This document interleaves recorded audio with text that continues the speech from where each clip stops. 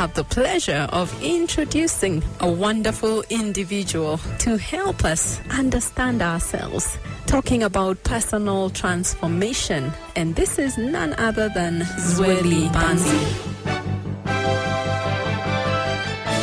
So we perform that stop analysis on 10 areas. The first one is strategy and plan. You don't go out there doing plans, visions, missions, and budgets for your company, and you're not doing them for yourself. Right. Second one is security and environment.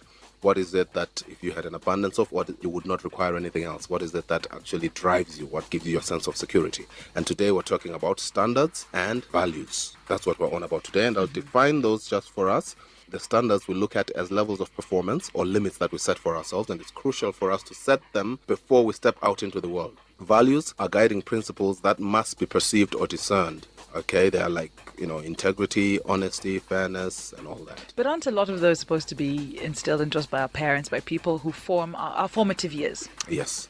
Absolutely. You've just been running to Onge Villain I feel, and it's evident that yes, that's what is supposed to happen, but because we don't live in an ideal world, we need to take responsibility for ourselves. And STOP is a self-analysis tool. It may well be that after you do your STOP analysis, you realize that 40% of what you required, you got from your parents. There's always the lacking other 60%. And is it too late as an adult to begin to... Never too late. But I mean, Never too late. I don't know if Frida will agree with me. How do I say, now I want my values to be, I don't know, I want to be more honest or whatever. Is it really reasonable to expect people to now begin to form those values? Yeah, a paradox here is that you actually have conviction about how wrong you've been the longer you've been doing the wrong thing. Someone who's been doing something wrong for 10 years will tell you, I know I've been wrong because for 10 years I've been at it. Someone who's just done it once might still be in doubt. So it's never too late. It's as if the later it is, the better. Better. That's interesting. I never ever thought of it that way. And what standards and values attempts to do, this part of the transformation plan, is to get you to think about war in times of peace and arm yourself. So think about those things that always give you a problem, and think about them when you are in the quiet of your house. And plan and ask yourself the stop analysis questions that we talked about. So for example, this sounds familiar. You feel you're too tired to keep running, but you're too scared to stop. And most of us find ourselves in that kind of situation where there's something you're doing, you feel you should stop, but you're not sure. If I stop, we talked about the workplace. I don't think I enjoy being here.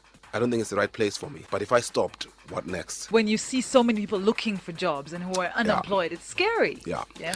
So that's the point at which you need to do a stop analysis. So you actually sit down and ask yourself, if this is what is happening to me, what is the problem? Ask yourself where you are, where you want to be, what's stopping you, and how to get there. And what normally happens, a typical case, is that you'll discover that, yes, you need to move from this place. Now, I'm trying to put this in connection to values that we're talking about. Yes. Yeah. How is that connect to now, you being in a place where you're unhappy, etc., etc.? In terms of standards and values, if we look at standards, there's levels of performance. When we did the definition earlier on, we said standards are levels of performance or limits that we set for ourselves, and values are guiding principles that must be perceived. So we're looking at the standards part, levels of performance. Usually, when you're not happy at your job, you know that you're not performing to the right standard. Oh. Most of the time. Okay. You know it. You're not giving your all.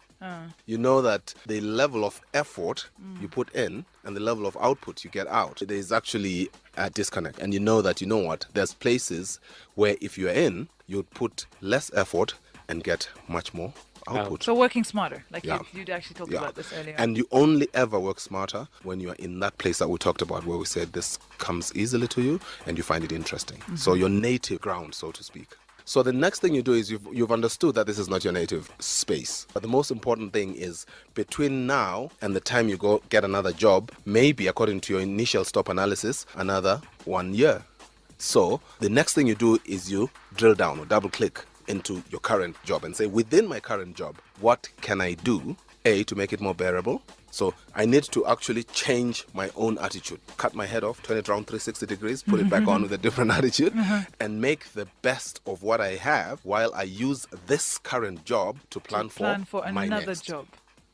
And people have applied this. Wouldn't that make you happier, in fact, just knowing that you're working to solve the current situation that is making you unhappy? And that's the point. Wow. That's the point. And an interesting thought that came to mind when you're talking about that, when you're planning, say you said a year, if it would take you a year to get a new job, would you then be able to work maybe to get enough finances to see you through that year until you get the new job? Or at least a few months before, maybe, just to take off reflect, relax, knowing that you're going to have this new job. As you mentioned, work harder so you have that sort of in the bank to sit back and say, okay, I'm fine for a few months. So you can actually go to Mombasa or the Seychelles, Zanzibar. And start writing that book. I like that. That's given a solution to a very interesting problem. Yeah. But I'll gladly say it. There is everything between 6 and 10 in the morning that I love about this job, right? Being on air, my co-host, the energy, the chemistry and all that. But I could honestly come in at 5 and leave at 10 every day and feel fine. There are parts about the job outside of the radio program, outside of communicating with our listener that I mean, we do it because it's part of our job description, but I could live without doing it. Exactly. I don't mind going to sales meetings. I don't mind going to other meetings. But for me, I could easily just do these 4 hours on air, and I would feel completely fulfilled in what I'm doing. Okay, so that's Farid, his microphone, and that's it. Yeah. And my co-host. That'll be enough. And of course, we shouldn't forget Shanice. Don't leave me out. Okay, and that will be it. Most jobs have 3 elements. They have the selling part, they have the actual doing part, and they have the administrative part. Okay? Right. And most of us are good at only one. Selling, doing, and administrative, you said? Yes. Okay. Okay, we call it the SDA. Wow. Okay, and when you analyze that and you see that actually you don't like the administration, and I believe that's what Farid has a bit of a problem with, the filing, Paperwork, the planning. pushing the paper. No, I mean, he just likes planning. Yeah, More planning. Yeah, which is part of the admin. Yeah. So, and I'm sure he just loves to do. Yeah. You know what I'm saying? Yeah. So he doesn't like the S and the A. Okay. Okay. Now we need to be cognizant of that, and so when we do our stop analysis, that's what we look at. We analyze which of those aspects do we like. So you need to dissect your job and find out. Thank you for that. Very good testimony, observation Farid. right there. Yeah. So now let's go forward. Now, what is our message to the listeners? Is that if you look at yourself in terms of standards and values, and you say there's lots of people who say, I'd really like to just take 2 beers and go home. Just 2 and go home. But they always start after 5. Good day. That But sounds they like the perfect job. And most guys finish and then they start, then they have a second one and they can never say no, and they crawl into their house past midnight every day or early hours of the morning. Or into their cars and Well, that's one problem, and they believe that their cars can find their way home. There's some guys who just, would like to say, look, I'd like to just drink alcohol only at weekends, okay? And they just never manage to do that, okay? There's some people who stay out longer than they'd really like to. They'd like to be home to spend time with the kids, to get home before a certain time, but they never actually manage to do that. So there's so many things that we would like to have as our standards. So there are many things that we'd like to be. There are many standards we'd like to uphold. Yeah. But we actually don't.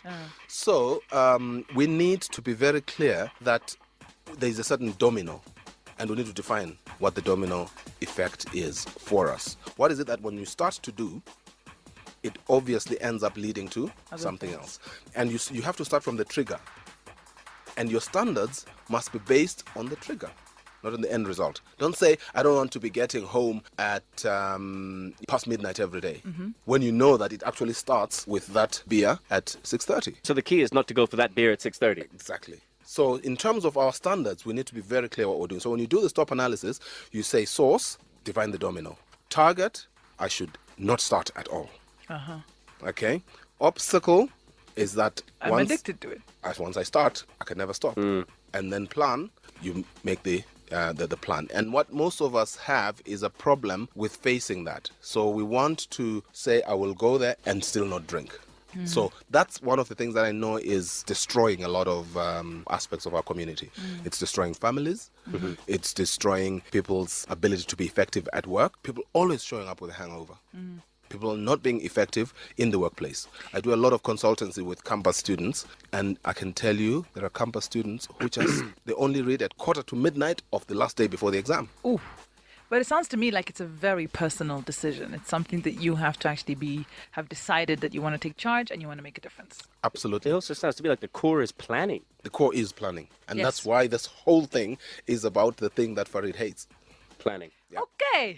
No, but you know what? But you made a very good point. I am a doer. But the problem is I'll rush and do things before I've actually thought of it. So sometimes I make huge mistakes that way. You know what I mean? But I mean, if I get an idea in my head, I have to do it. Yeah. You know what I mean? Which is also good because some people also plan too much and procrastinate and never get anything done. That's why so there we needs need- to be a balance between two. But can Between planning SDA. Yeah, but can planning be fun? Can there be a way that Farid can enjoy planning? In fact, that's what we're going to be doing. We're going to be to ensure that Farid can challenge himself about where he love is. it. Because I'm feeling the a bit whole left issue out is now. where... In fact, Shanice, I thought you'd done your stuff, huh? I think Shanice has a good balance between planning and doing. Whereas I am an excessive doer and I do not plan. Therefore, when I make mistakes, they are crucial mistakes. Right. You know, things I say on air because I haven't planned what I'm going to say. Yeah. No, but I mean, obviously, these Right. are, theoretically career-ending mistakes sometimes. I've just been blessed that no one's thrown me away yet. But that's actually a very good point. And also sometimes I think with people who do have the balance, sometimes you draw a fine line because I'm a perfectionist. Right. Oh, I will spend sleepless nights because I didn't write something on the board. You know, I'm that kind of person. Then I'll come in here in the morning and I want to do it.